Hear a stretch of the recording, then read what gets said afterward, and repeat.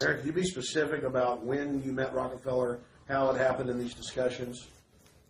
I met Rockefeller through a female attorney I knew who called me up one day and said, one of the Rockefellers would like to meet you. I had made a video called Mad as Hell, and he'd seen the video and wanted to meet me and knew I was running for governor of Nevada. So sure, I'd love to meet him.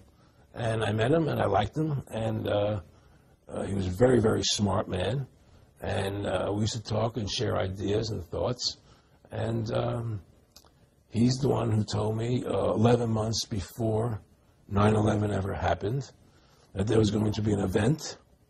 Never told me what the event was going to be, but there was going to be an event. And out of that event, we were going to invade Afghanistan to run pipelines from the Caspian Sea. We were going to invade Iraq, you know, to take over the oil fields, establish a base in the Middle East, and make it all part of the New World Order. And we go after Chavez in Venezuela. And sure enough, later, 9/11 happened. And I remember he was telling me how how you're going to see soldiers looking in caves for people in Afghanistan and Pakistan and all these places. And there's going to be this war on terror, which is no real enemy.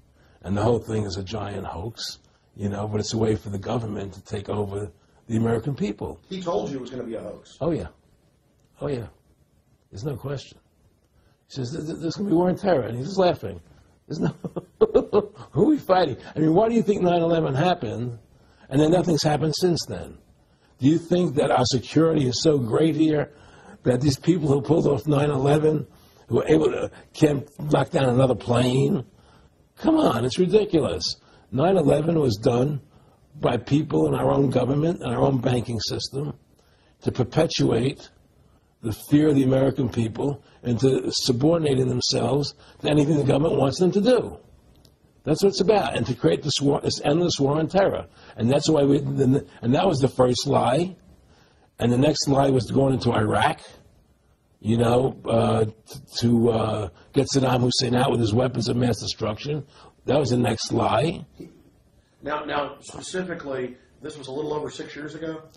This was... 11 months before 9/11. Yeah. And Nick Rockefeller, who's a lawyer, he's become your friend over the previous years, and he's saying to you that there's going to be this big event, and then out of that we're going to have a war on terror, and it's just going to go on and on. Right. An endless war on terror without any real enemy. That you can never define a winner. And did he say that it's going to be perfect because you can't define an enemy? It just goes on? Yeah, because you can't define a winner. There's no one to beat, so it goes on and on forever. And they can do whatever they want. They scare the hell out of the American public. Look, this whole war on terror is a fraud. It's a farce. It's very difficult to say it out loud because people are intimidated against saying it. Because if you say it, they want to make you into a nutcase. But the truth has to come out. That's why I'm doing this interview. The fact of the matter happens to be that the whole war on terror is a fraud. It's a farce. Yeah, there's a war going on in Iraq because we invaded Iraq. And people are over there fighting, you know. But the war on terror, that's a joke, you know. And until we discover what really happened on 9/11 and who was responsible for 9/11, because that's where the war on terror emanates from. That's where it comes from. It was 9/11 that allowed this war on terror to begin. And until we get to the bottom root of 9/11, the truth of 9/11, we'll never know about the war on terror.